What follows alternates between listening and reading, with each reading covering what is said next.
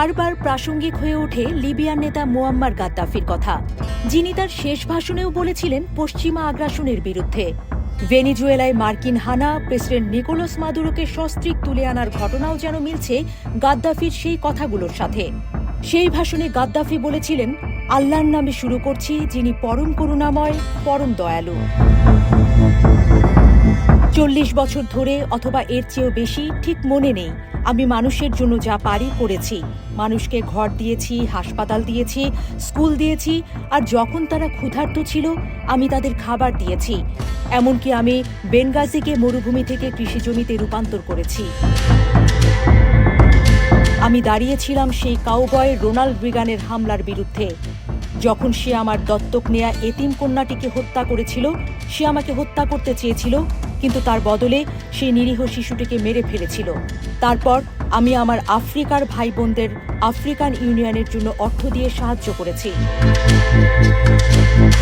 আমি সর্বোচ্চ চেষ্টা করেছি মানুষকে প্রকৃত গণতন্ত্রের ধারণা বোঝাতে, যেখানে জনগণের কমিটিগুলো দেশ চালাতো। কিন্তু তা কখনো যথেষ্ট ছিল না।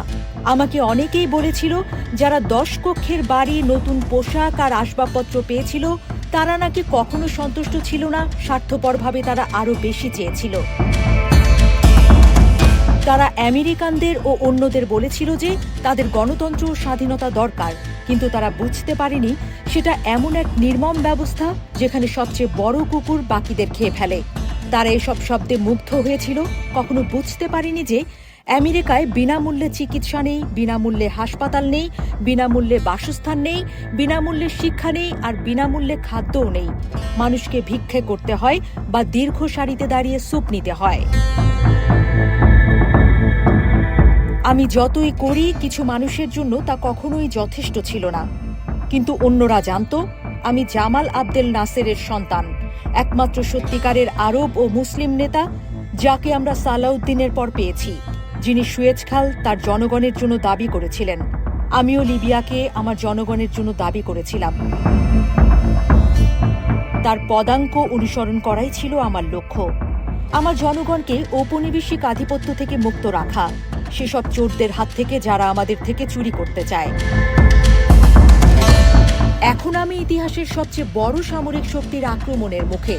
ওবামা আমাকে হত্যা করতে চায়, আমাদের দেশের স্বাধীনতা কেড়ে নিতে চায়, আমাদের বিনামূল্যে বাসস্থান, বিনামূল্যে চিকিৎসা, বিনামূল্যে শিক্ষা, বিনামূল্যে খাবার কেড়ে নিতে চায়।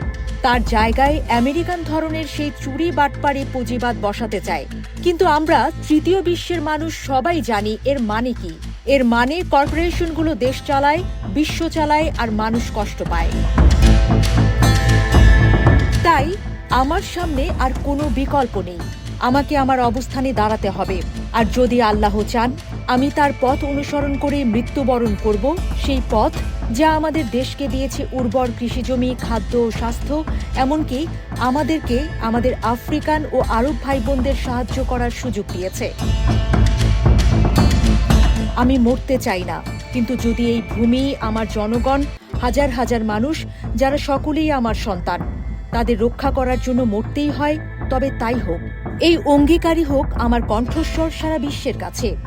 আমি ক্রুসেডার ন্যাটো বাহিনীর আক্রমণের বিরুদ্ধে দাঁড়িয়েছিলাম, নিষ্ঠুরতার বিরুদ্ধে দাঁড়িয়েছিলাম, বিশ্বাসঘাতকতার বিরুদ্ধে দাঁড়িয়েছিলাম, পশ্চিমাদের ঔপনিবেশিক লোভের বিরুদ্ধে দাঁড়িয়েছিলাম, আর আমি দাঁড়িয়েছিলাম আমার আফ্রিকান ভাইদের সাথে, আমার প্রকৃত আরব ও মুসলিম ভাইদের সাথে, এক আলোকবর্তিকার মতো।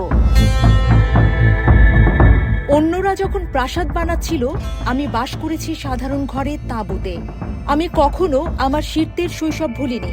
আমি আমাদের জাতীয় সম্পদের অপচয় করিনি। আমাদের মহান মুসলিম নেতা সালাউদ্দিনের মতো, যিনি জেরুজালেমকে ইসলামের জন্য পুনরুদ্ধার করেছিলেন। আমিও নিজের জন্য অল্প নিয়েছি। পশ্চিমে কেউ কেউ আমাকে পাগল, উন্মাদ বলেছে, কিন্তু তারা সত্য জানে, তবুও মিথ্যা বলে যায়।